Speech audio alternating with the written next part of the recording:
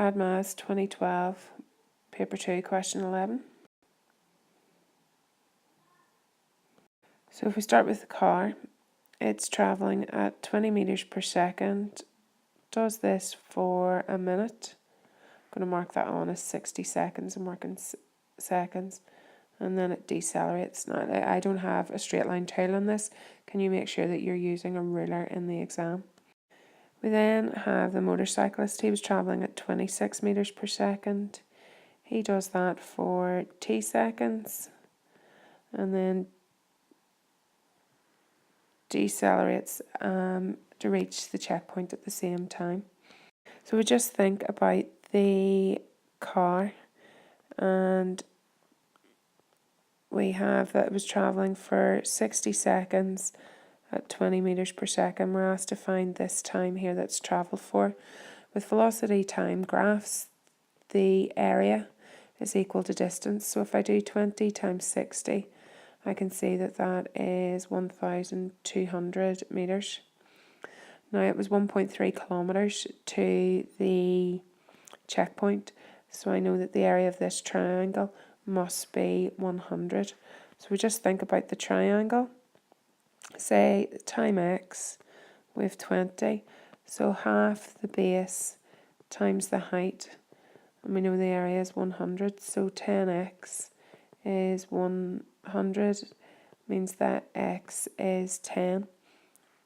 It started at speed 20, final speed was 0, acceleration a, and we know it was doing this for 10 seconds. So v equals u plus at, 0 equals 20 plus 10a, so minus 10a must be 20, a must be minus 2. I'll go back to the question. This was the answer to part 2, this was the answer to part 3, and this was the answer to part 4.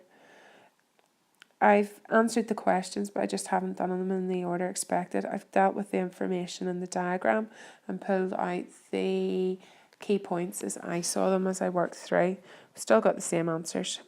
This means that the total time for the journey is 60 plus 10, so that is 70 seconds. So if we now think about the motorcycle, know it has to complete in 70 seconds.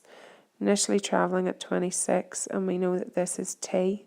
Well, this is a trapezium, and we know that the area of it must be 1,300. So half the sum of the parallel sides. Well, the side along the bottom has length 70. The side at the top has length t, and the distance between them is 26. So 13 upon 70 plus t has to equal 1,300, and I'm going to divide both sides by 13, so 70 plus t is 100, so that tells me that t is 30 seconds. In part 6 here you can see that the mark scheme shows an alternative solution to the question. We both end up with the same answer, t equals 30, and there are a number of different ways to set up and answer this question.